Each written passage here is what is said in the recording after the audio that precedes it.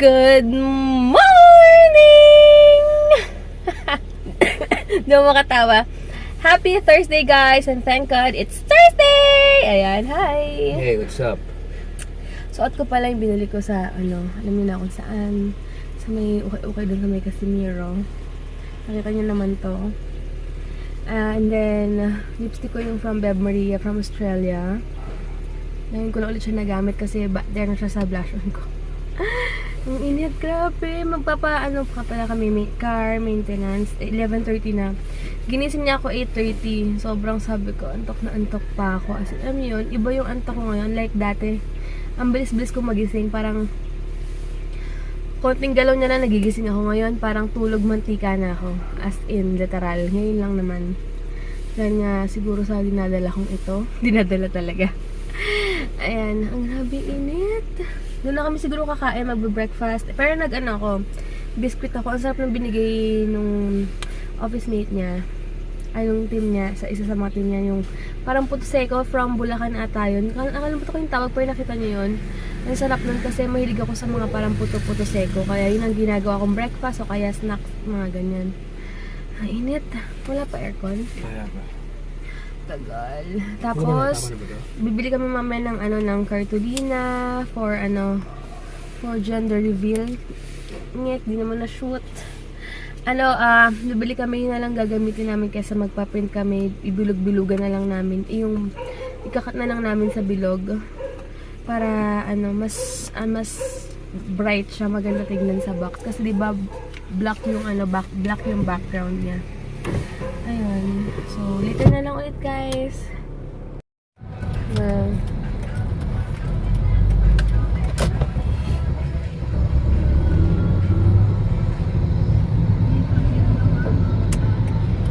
Select.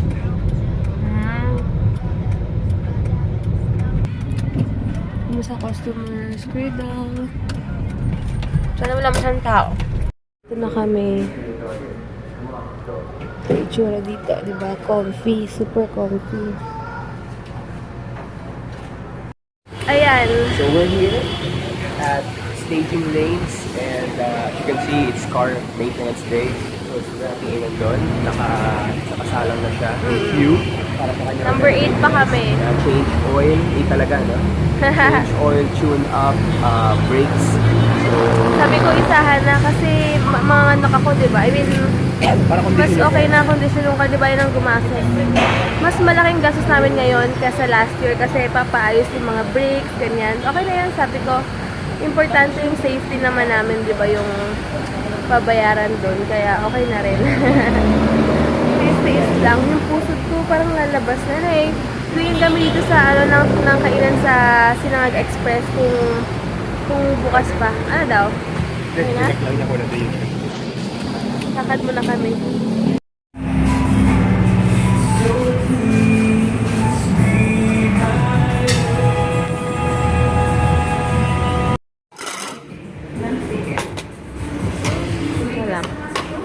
Ayan, dinedray na si Bratty yung oil niya. Wala na, tapos na.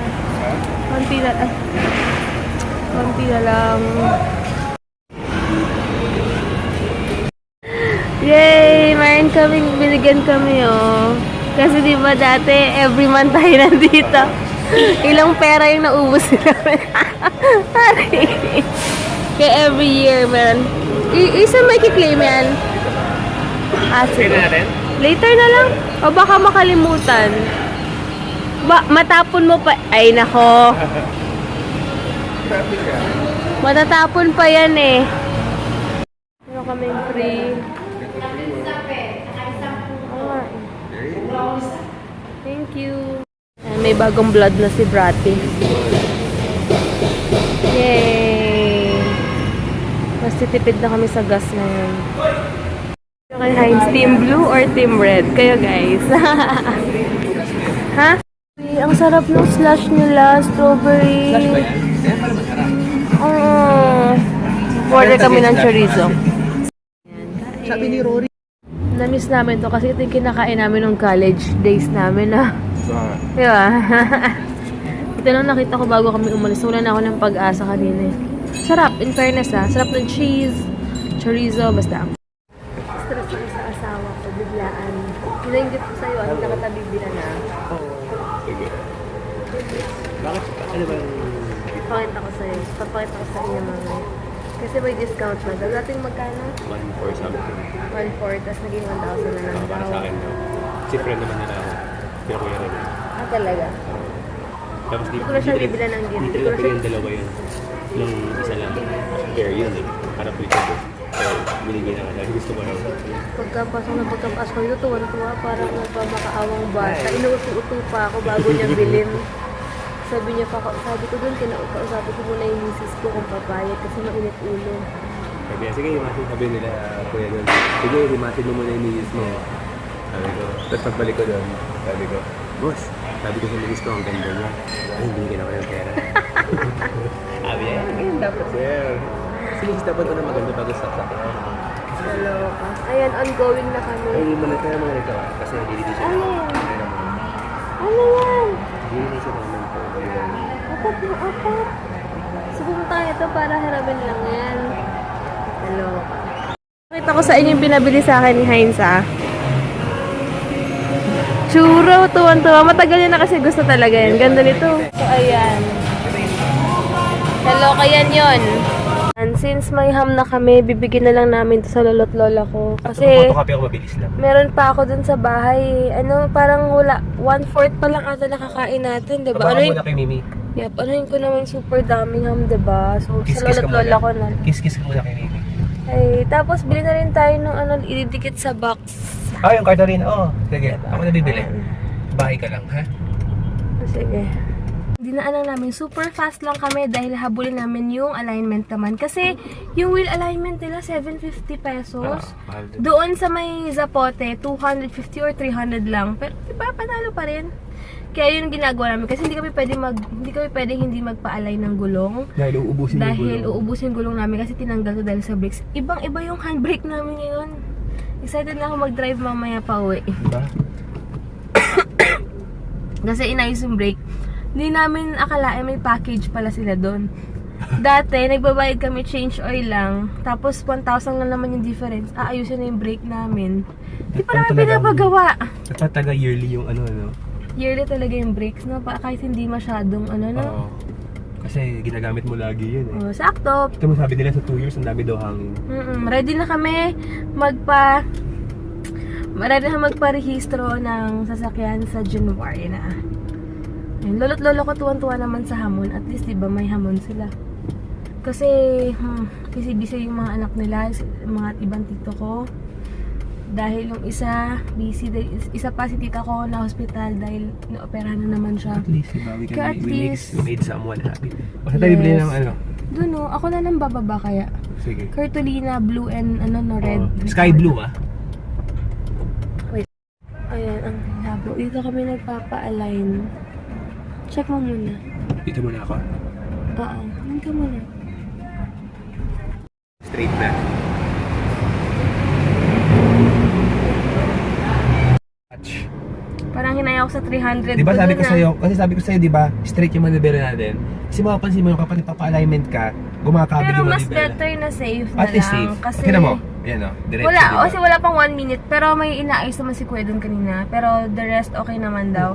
Sabi ko okay na kaysa yung mapudpud yung gulong namin, hindi kami... Actually. Kasi kanina, well, kanina- okay lang din. Kasi binaklas kanina yung gulong eh. Ah, Nagalaw kasi yung gulong eh. oo. So, di natin alam, baka nagalaw yung alignment niya. Kasi anytime na, so guys, ganito, sa mga may car, every time na may gagawin sa may pang-ilalim nyo, like let's say for example, sa suspension or under Chassis pa tawag. Iba pa yun. chassis under chassis work, kailangan laging ipapa-align. Oo. yung Kasi gulong. may friend ako na bago yung car niya, ilang beses siyang Napuputukan ng ng gulong, napupudpud din pala, kukulang lang sa alignment. Kami naman kasi 300 din naman sa 300 lang naman dito kasi doon 750. Why not na gumasa lang para Ganun sure talaga. kasi buntis din ako, Guys, di ba? ganun talaga. So, minsan, for example, let's say nag-wheel alignment na kami ngayon, di ba? That's 300 pesos. Eh, let's say, for example, may biglang ginawa sa gulong namin, papa-alignment pa rin kami. Oo. Kasi nagalaw yung suspension Just nyo. to make sure Kayo, na lang. mukala nyo walang nagalaw. Pero siyempre yung car, konting ano lang yan, mapupudpud yung isang gulong. Sayang din. Magkano isang gulong? 3,000. Magbayad na lang ako ng 300, Magbayad ka na ng 300 no? kasi magbayad ka ng 3,000. Depende pa sa kotse kung ano yung Kung gaano gaano kalaki yung gulong niya. Oo. Kasi Diba? depende rin sa kotse yan. The more na malaki yung kotse mo, the more na mahal yung kotse mo, the more na malaki yung mga parts ng kotse mo. Yes. Kaya yun lang. At least, di ba? So, ngayon, Ngayon, doon na kami sa Cavite. Tingin kami ng cartolina at saka magpapa-photocopy ng deed of sale. Ng title yata or something. Basta something iba ganun. pa. O, iba pa. nasa may mga listahan Check ko lang. sa Viber mo. Tingin lang kami ng mga kakailangan namin for Saturday dito. Ayan. Check lang natin. Stop na. Tuloy na. Oo nga, no. Naloka kami. Parang gumastos ako ng 500 pesos sa mga balloons. Kasi unang bili ko sa festival. Bumili kami doon. Ang mahal pa nung bili ko na may nakalagay na gender sa National Bookstore. Hindi para paligan ng helium Hindi, yun. pwede naman natin gamitin yung kaso. Nakita tayo na mas better. Dito, bumili ulit ako another 250 pesos. Pero okay lang. Minsan lang yan. Sa 5 piraso yung binili ko dito. Tapos, sayang sabay. Pero yung mga sabay, siguro pang display na lang yon. Parin na lang din natin banderitas. Wag na tayo ng banderitas gel. Kasi sobrang na. Tapos meron tayo dong parang tela na binili, diba? Yung pang ganon. Which siya? Yung binili kong white. Yun, dun ko nalang itatali yung mga balloons. Diba? Grabe. Pero okay lang. Priceless naman pag nakita namin magiging masaya yung mga family namin. Parang hindi ko na mag-isip yung mga pinagagastos ko ngayon. Pero feeling ko naging impulsive buyer talaga ako ngayon sa balloons. Kasi na-excite ako. Yung pala may helium-helium pa yung mga... Hindi ko kasi tatanong sinasabi ko sa'yo yan. Malay ko ba yung helium-helium na yan? Sinasabi ko sa'yo yan dati pa. Ewan ko, basta. Pero okay lang, ayoko na isipin. Kaloka lang nun. Kung na-expect. Pero okay lang. Kaya yan. Ay, dumating na pala yung dining set namin. Thank you so much, Tita Con. So, na ako kila mother. Meron siyang, ano to, ma? Ay, ito ba yung Ang tawag dito, ma? Gusto ko to bukas. Take outan mo ko. Ano yan? Yung, yan? Sinaing. Ito, sarap ng chicken curry. Sinaing na ano? Hi, tama. Gusto yan pa. Kasi gusto ko. Oo, kahit no. Alin?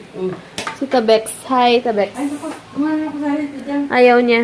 Ladang po. Plada. Pinakagamit ko na po sa yung buhok ko. Hindi naman nila makikita yung...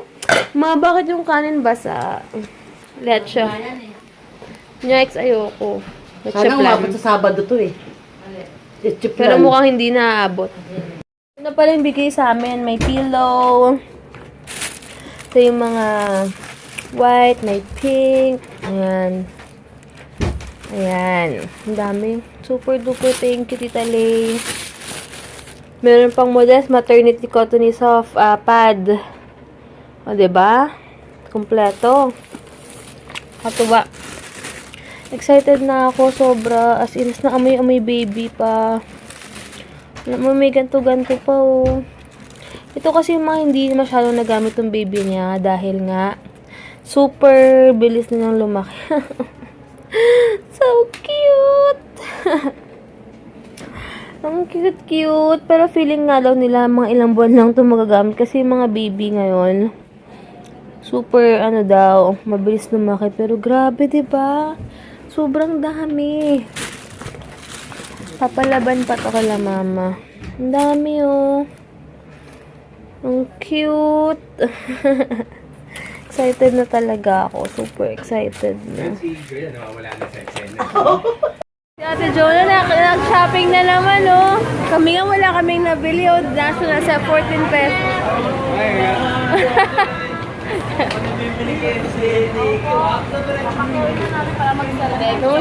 Yayaman na talaga to si Ate Jo. Naka-cutics pa. Uy, mag-overbreak na kami. Mayaman ka na talaga, te.